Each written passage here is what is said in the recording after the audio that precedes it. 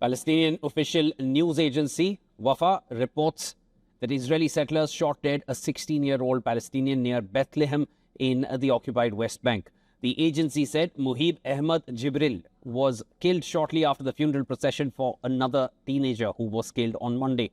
The Israeli military said that its troops were dispatched to the area to restore order. Israeli troops or settlers have killed more than 1,000 Palestinians, including militants and civilians, in the West Bank since the start of the Gaza war.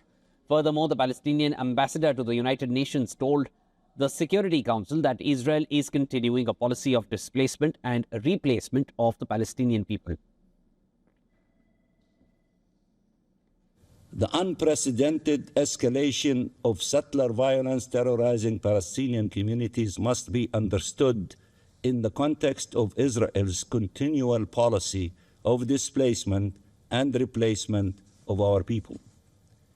It is inseparable from settlement expansion, which has reached record levels, with more than 47,000 housing units advanced, approved, or tendered in 2025 alone.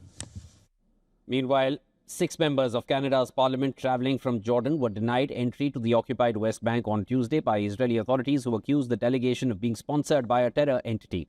The lawmakers were on a trip sponsored by Canadian Muslim Vote, a charity group.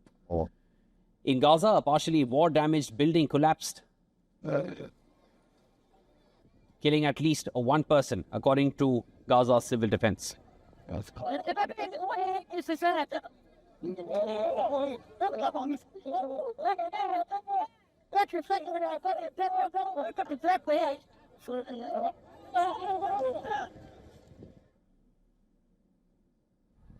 Incidents of damaged houses collapsing in the Gaza Strip have increased in recent days amid worsening weather conditions and heavy rainfall, as residents face severe shortages in resources and a lack of safe housing alternatives.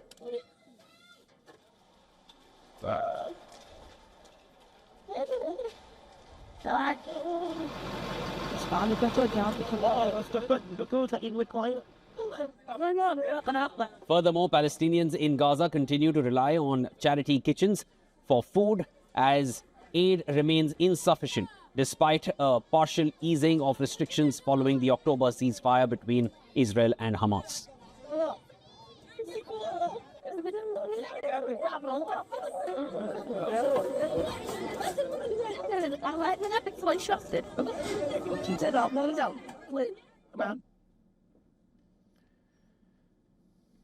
In Lebanon, the health ministry reported that Israeli strikes killed 2 people, one of them near Beirut, with Israel saying that it had targeted Hezbollah operatives.